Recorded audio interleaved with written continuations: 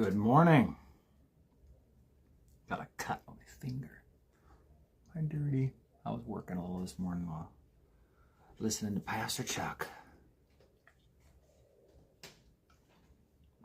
Just as I said that, I remember he said something great. I wanted to write it down. I forgot what it was. Oh, well.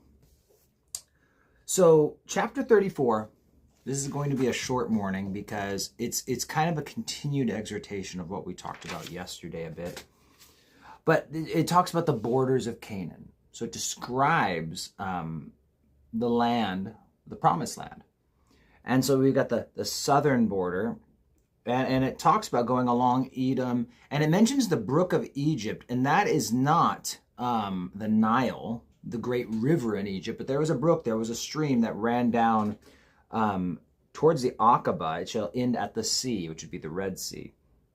Or maybe it's at the Mediterranean Sea. But yeah, there's a brook down there at the southern area. So that's the southern boundary. And it talks about Mount Hor, right? And going up from there. And it talks about the Sea of Kinnereth. And that is in verse 11. Now, Kinneret is a harp, which in the New Testament is called Galilee. And so you'll hear even today, a lot of the locals, they call it Kinneret. They call it, that's what they call the Sea of Galilee. And then we've got, Reuben and the two tribes and what they're taking, and really, and then after that, 16 to 29 is just the name of all the leaders who are going to be in charge of this dispersion of the land. But the main key is this, is that once again, there was the promised land. Right? The promised land. It's the land of what God had promised.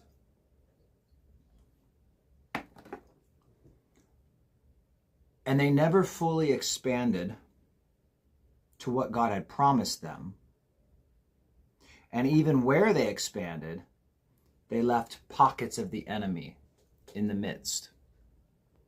So today might just be a mini meal because it's simply this. The Bible is a book full of promises. Promises for us to walk in. Promises for us to experience.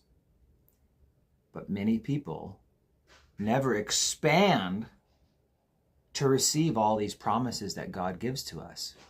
They're ignorant of them. They're not obedient to them. And secondly,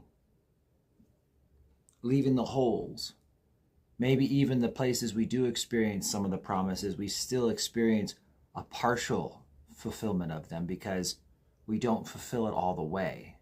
We experience some peace, but not perfect peace. The perfect peace he gives to whose mind is stayed on him, right? We experience some power, but not the fullness of the power of the Holy Spirit, not the fullness of the fruit of the Holy Spirit. And so it's just that reminder that look at what God has promised you. And remember that he cannot lie. He cannot turn back on his promises. Those promises are for you. But we need to then do what God says. When he says go and conquer, we need to go and conquer. When he says utterly annihilate the enemy, we must utterly annihilate the enemy. When we do things part way and halfway, we will only ever receive part and half of all that God has promised us. So like I said, short Devo this morning. But that is chapter 34 on the whole. And I like just taking one chapter.